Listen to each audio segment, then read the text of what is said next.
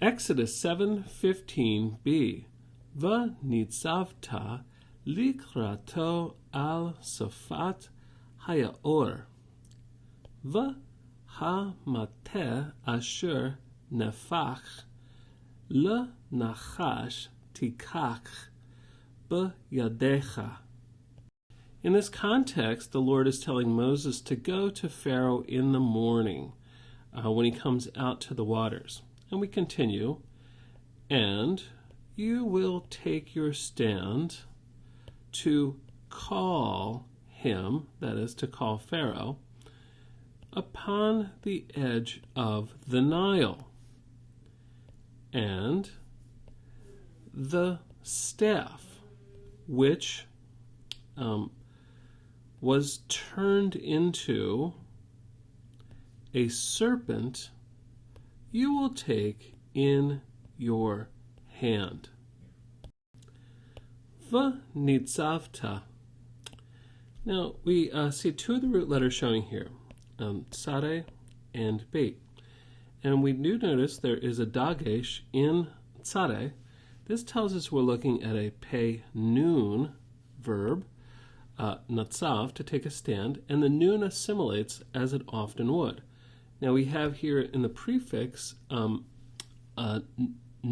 which signals that this is a nifal stem, and we can see by the end, the suffix on the end, that we're looking at a 2ms, and because there's a vav on the beginning, this is a vav consecutive perfect, and you will take your stand. Likrato, and we have all three root letters showing here, kof, resh, aleph, and we can see by the preposition on the front, we're looking at a kal infinitive construct with a 3ms pronominal suffix. So this is an auxiliary verb. You will take your stand to call him, that is Pharaoh. Nefach, we have all three root letters showing again, he, pe, kaf, and we see the nun on the front. This again tells us we're looking at a nifal, and this is just a plain old perfect 3ms. And it was turned, that is, the staff was turned into a serpent. Tikach. Now here we see two root letters showing, but there's a dagesh in the kof. And so this functions as though it were a pei nun verb, but this is really from lakach. And remember, on the analogy of natan lakach, this lamed kind of functions like a nun and assimilates into the kof.